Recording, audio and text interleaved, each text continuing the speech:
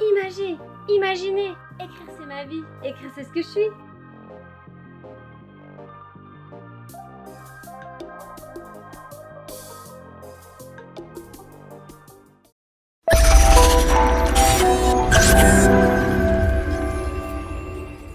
Alors bonjour, je me présente, je m'appelle Sylvie Grenier, je suis maître en praticienne en hypnose érectionnelle et je suis aussi consultante en archétype de l'école, diplômée de l'école de Caroline Myers de Chicago. Et aujourd'hui, je suis avec Miss Mylis Elvina. C'est comme ça qu'on dit? Oui, oui, oui. Oui. Alors, si tu nous parlais un peu de toi, du métier que tu fais et un petit peu élaborer sur ta vie un petit peu. En fait, je suis assez polyvalente, je fais pas mal de choses. Je dirais que je suis plus réalisatrice, actrice, même si je fais plein de choses. Je chante, je danse, enfin, je suis chorégraphe et je suis aussi community manager. Mais c'est vrai que mon métier de base, c'est plus réalisatrice, actrice, et du coup, ça se recoupe dans les autres activités. Finalement, tu es une artiste. Oui, oui. Bah après, C'est j'allais comme... dire que tout le monde est plus ou moins artiste, je pense, avec à partir du moment où il crée quelque chose. Tu travailles avec les arts, finalement. Par où, de quelle façon tu as commencé ta carrière? Comment j'ai commencé? Bah, en fait, j'allais dire, on parle de carrière. Ma carrière, j'allais dire, elle commence pas, elle commence tout juste dans le sens que je commence à, oui, elle commence à prendre, on va dire, un peu plus d'ampleur, mais, mais si au début, en fait. Mais sinon, comment j'ai commencé? Bah, au départ, j'ai fait enfin, je sais pas si je parle de mes formations, mais j'ai fait Oui, une si tu veux. formation bah, des arts de la scène. Bon, après ma formation BTS, ma formation initiale. Et ensuite, j'ai fait partie de troupes de théâtre, tout en ayant des travails à côté qui m'ont servi. Mais, mais j'ai commencé comme ça à faire des expériences un peu, alors en tant que créatrice, c'est plus sur des petits projets, pas forcément tout de suite en tant que réal, mais à me faire la main un peu comme ça, sur des petits postes et pour me faire un petit peu de réseau. Ensuite je suis partie de troupes de théâtre et, et justement, souvent comme un artiste, souvent la scène manque souvent aux artistes quand ils jouent pas pendant un moment. Et c'est un peu mon cas. Et c'est pour ça aussi que j'ai décidé je me suis dit, bah, pourquoi pas faire des vidéos sur YouTube. Et c'est de là est partie l'idée. Le fait de me dire, ça me manquait en fait de pas jouer.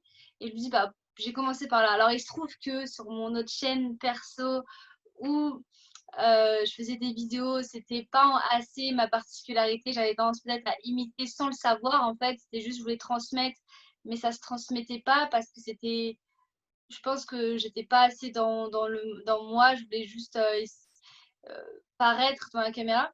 Et c'est justement les retours de Vincent justement qui m'ont fait prendre conscience de ça, du fait que c'était pas assez structuré ou pas assez ma particularité. Et donc là, je suis en train de peaufiner des petites choses sur ma chaîne perso que je vais revenir dessus. C'est vrai que j'avais mis un peu de côté, me concentrant sur celle de la chaîne pro, mais sans abandonner parce que les deux font partie de moi. Et je sais pas si c'est un peu clair, je m'embrouille un peu, mais voilà, c'est juste dans la continuité. Tu parlais de Vincent. Évidemment, on s'est rencontrés au travers de l'Académie des créateurs et tu travailles aussi conjointement avec lui justement pour aider la réalisation de certains projets. Euh, Maintenant, ta chaîne, ton autre chaîne qui est Perso, tu dis comment elle s'appelle Perso, ta Alors, chaîne? ma chaîne perso, oui, c'est Alvina Miss Smiley. OK. Et la chaîne pro, c'est Studio Création, les rendez-vous de Miss Smiley. OK. Alors, si des gens ont besoin de toi pour réaliser des choses, quel genre de projet est-ce que tu peux travailler? En fait, pour résumer la studio création, ça, C'est une association audiovisuelle événementielle. Donc, événementielle parce que j'organise des événements. Donc, je programme soit des artistes, soit je projette des films, ou ça peut être des films des autres, ceux qui ont déjà réalisé des films, pourquoi pas. Et j'essaie d'installer des ateliers. J'essaie, parce que je ne sais pas encore fait, mais pourquoi pas. Donc, ça m'aide beaucoup, l'académie, justement. L'atelier atelier danse, plus à danse relaxation, atelier écriture et coaching mise en scène, c'est-à-dire j'aide à la mise en scène, ça peut être par la chorégraphie, justement, pour ceux qui ne sont pas très à l'aise à la caméra. Qu'est-ce qui te fait vibrer? J'allais dire la scène et oui, la scène, après être au cinéma, c'est la scène aussi. Et, et c'est pour ça d'ailleurs, quand j'ai commencé à vouloir faire des vidéos, c'est parce que la scène, elle me manquait. Ça faisait 6 mois que j'avais pas joué.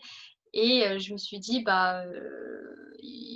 qu'est-ce que je peux faire? Je me dis, je vais faire des vidéos comme ça, au moins je vais pouvoir jouer. Bon, il se trouve que ce que je faisais, je pense que j'étais trop dans l'imitation, même si c'était différent, mais j'apportais pas forcément quelque chose de particulier. C'est ce que j'ai appris après par l'académie. Et ce qui me fait vibrer, c'est le fait aussi d'être dans la nature. Ça m'inspire, ça me remplit d'énergie. À- on n'a pas vraiment parlé de tes projets d'avenir. À quoi rêves-tu? Alors à quoi je rêve? Je rêve à plein de choses.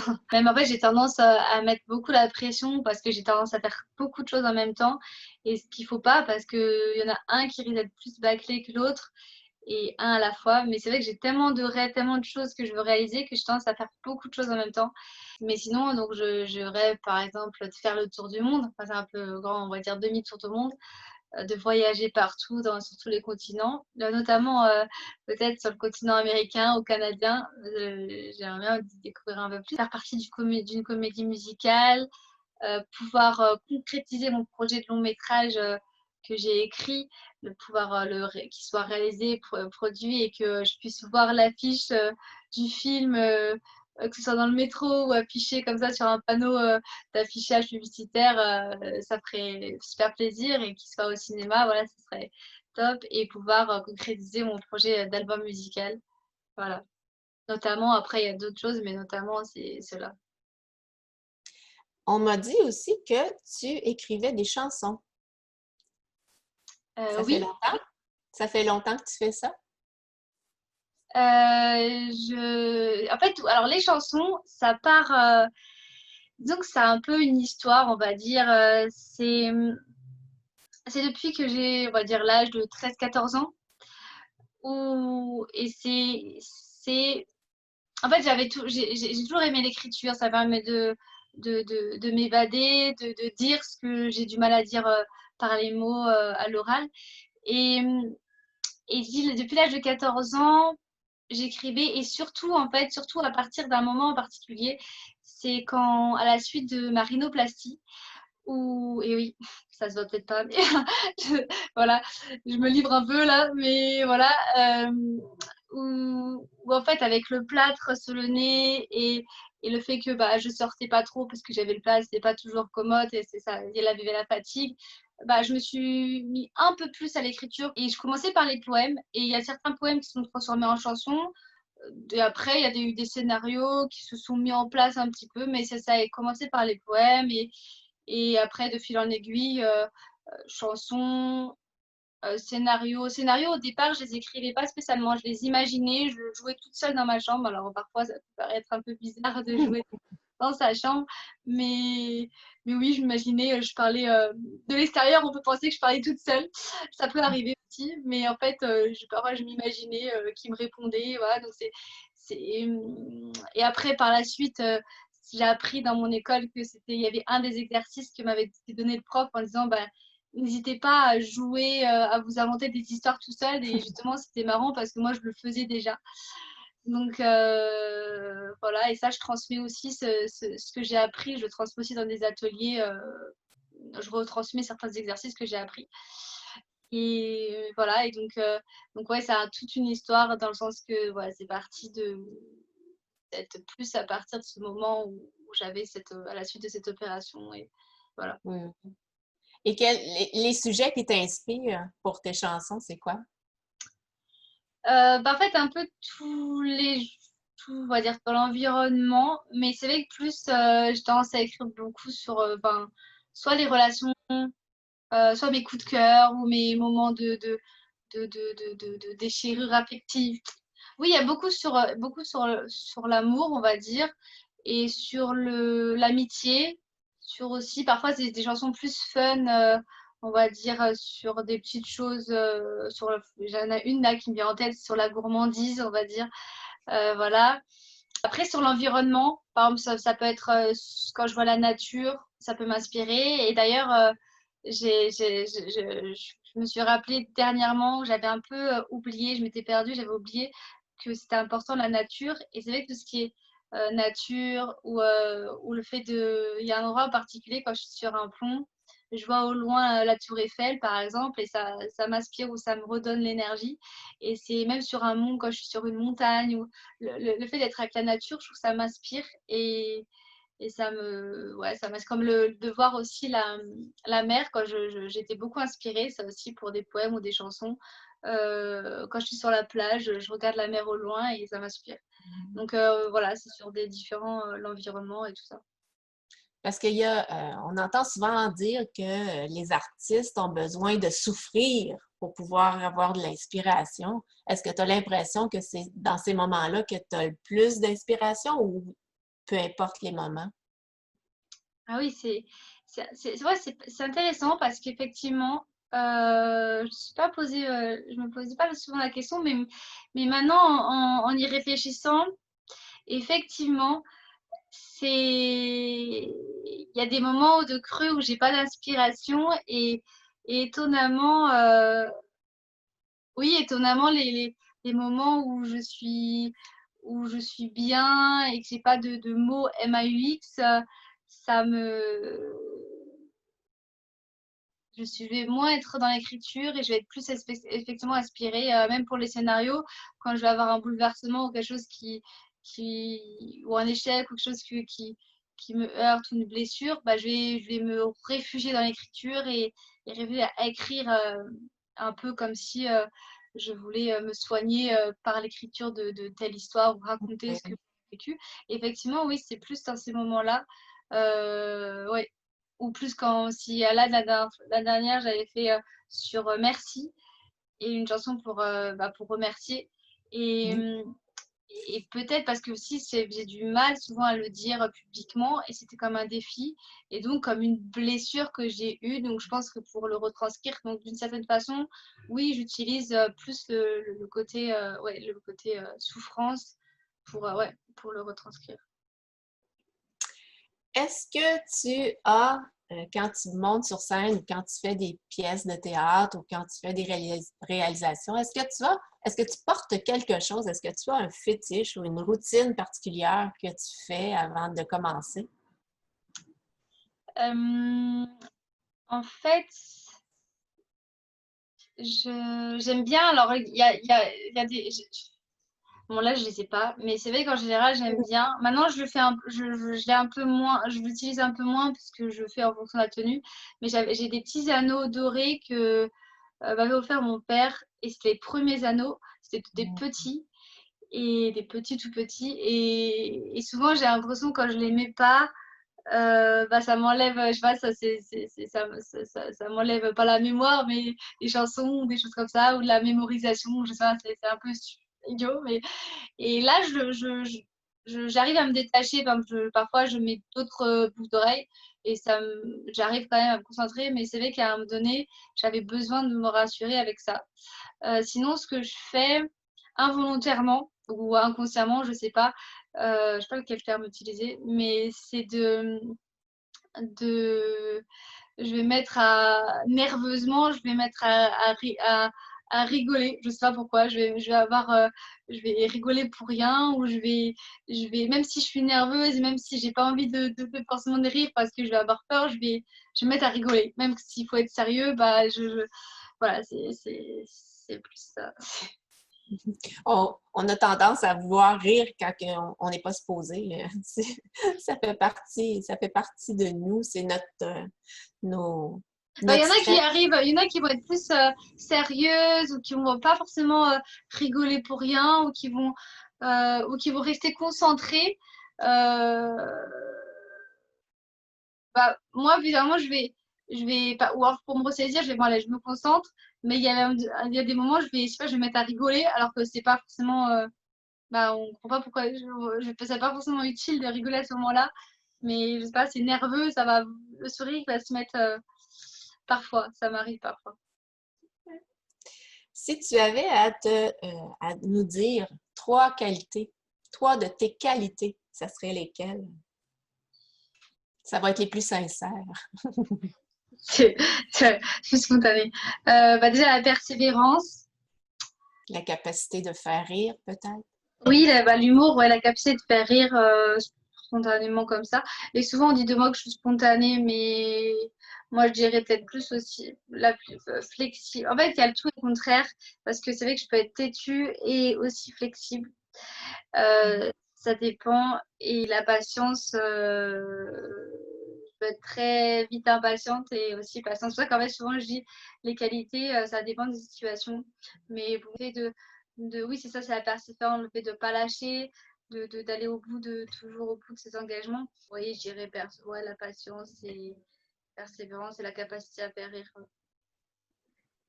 OK.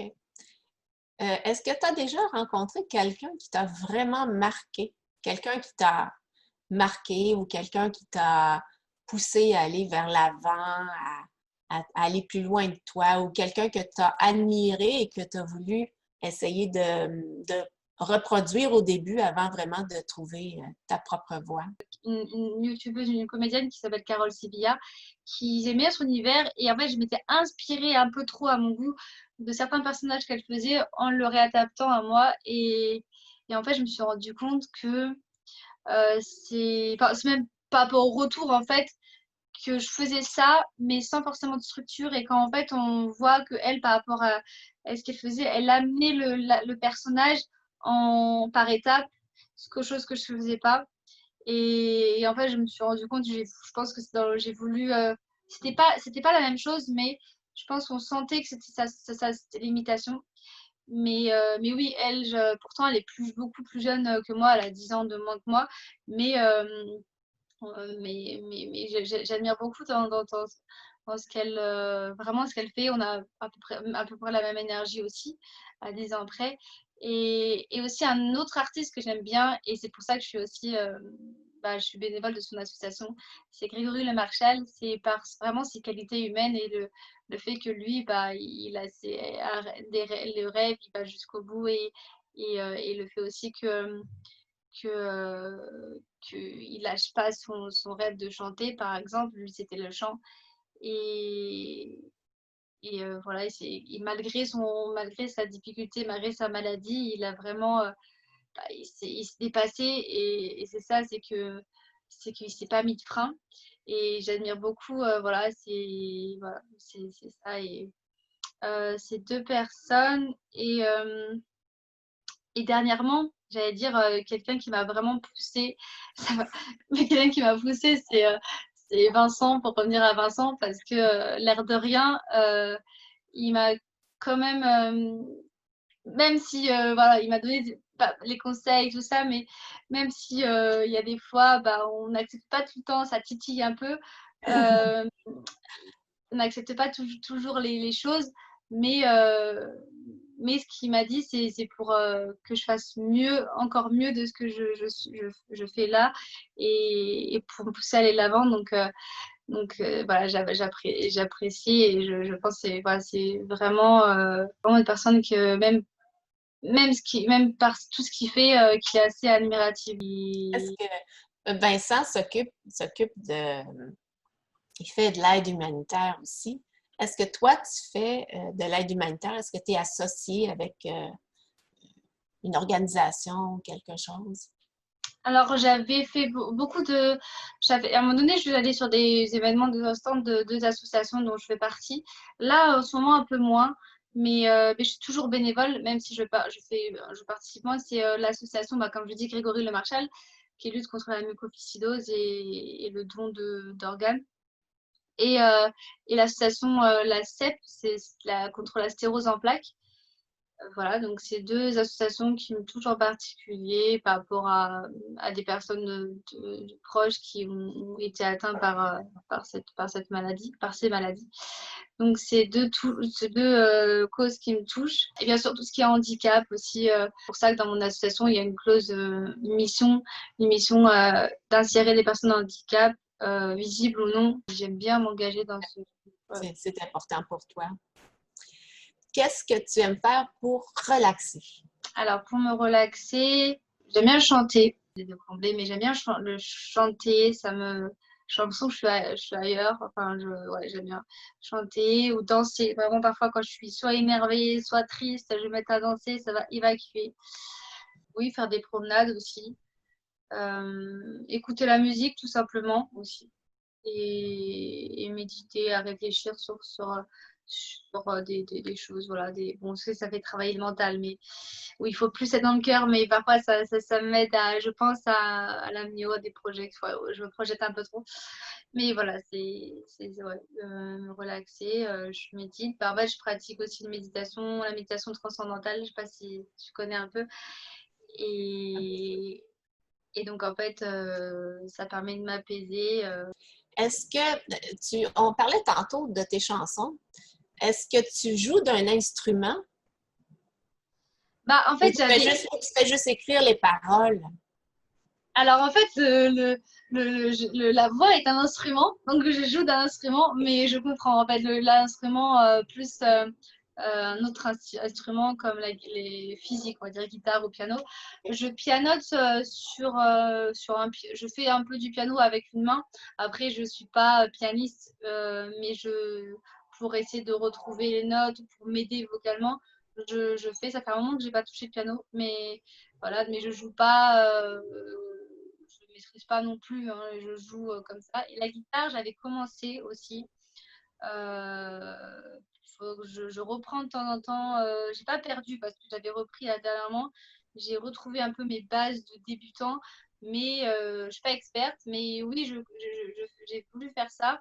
Je me suis dit pour pouvoir m'accompagner en chant, ça peut m'aider parce que j'ai un projet de créer un album musical ou déjà un single que je lâcherai pas parce que à chaque fois il y a toujours soit des musiciens avec qui je travaille qui me laissent tomber ou qui du coup ça me remet à zéro mais je lâcherai pas, même s'il y en a qui me disent que effectivement je devrais plus me concentrer sur l'acting parce que je suis pas forcément faite pour le chant. Moi je sais que j'ai du potentiel dans ma voix et je sais que je vais aller jusqu'au bout de ce projet, donc j'arriverai à réaliser ce single malgré tout, même si ça prend longtemps, j'y arriverai, je pense. Enfin, voilà, j'espère y arriver. Voilà. Parce que pour présenter tes chansons à des artistes qui pourraient les chanter, il faut quand même qu'il y ait ça peut être seulement des paroles, remarque, là, mais s'il y a aussi une musique en dessous, une petite musique, ça peut aider à aller chercher des artistes qui pourraient chanter tes chansons. En fait, j'ai des musiques qui ont déjà des mélodies, il y en a d'autres qui n'ont pas de mélodie. Là, j'ai aussi dernièrement, mais j'ai fait un recueil de chansons, je l'ai édité. J'en achète quelques-uns et après je les revends à ceux qui veulent, mais c'est un petit recueil de chansons avec certaines chansons que j'avais écrites. J'en ai écrit une quarantaine de textes ou voire plus, mais je les ai pas tous mis dans le recueil. Il y en a les dernières, je les ai pas mises, j'ai mis ceux du début et ceux du milieu, on va dire. Mais voilà, donc j'ai un petit recueil que j'ai créé de chansons. À la vente, on va dire, pas à guichet fermé, mais presque. Enfin, voilà, c'est pour ceux qui veulent. Et si tu nous donnais le mot de la fin, qu'est-ce que tu nous dirais? J'allais dire, ça va faire cliché de redire la même chose que beaucoup de dire, mais je veux dire de pas lâcher ou Ton mot. de pas lâcher, de toujours être vraiment sur ses rêves et bien sûr de prendre à droite, à gauche ce qui peut nous servir des uns et des autres. parce que de s'entraider, c'est important. Et de bien s'entourer aussi, de bien s'entourer de personnes, je dirais, bienveillantes, ça va de soi, mais parfois on oublie un peu ou on juge un peu trop la personne en se disant ah, celle-là, ça me convient pas, mais sans la connaître vraiment. Pas lâcher, de bien s'entourer et d'être, ouais, de rester focus sur ses objectifs. Moi, j'ai mon slogan, ma devise, c'est Never give up, donc ne jamais abandonner. Donc, voilà. C'est beau. Alors, écoute, en dessous du vidéo, il va y avoir les coordonnées pour nous rejoindre, toi ou moi. Et eh bien, ça m'a fait un grand plaisir de t'avoir aujourd'hui. Et peut-être une autre occasion à un certain moment donné. Oui, bah avec plaisir, hein, ça m'a fait plaisir d'échanger avec toi, de me livrer un peu plus.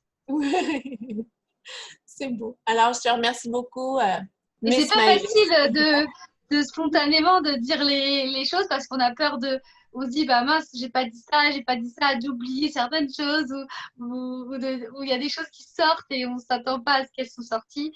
Enfin, voilà, Faut toujours se dire que ce qui se passe, c'est ce qui doit se passer. Mm. Alors, ce qu'on dit, c'est ce qu'on devait dire. Avec le cœur, quoi, avec le ressenti. C'est ça. Alors, merci beaucoup, Edwina. Merci. OK, bye.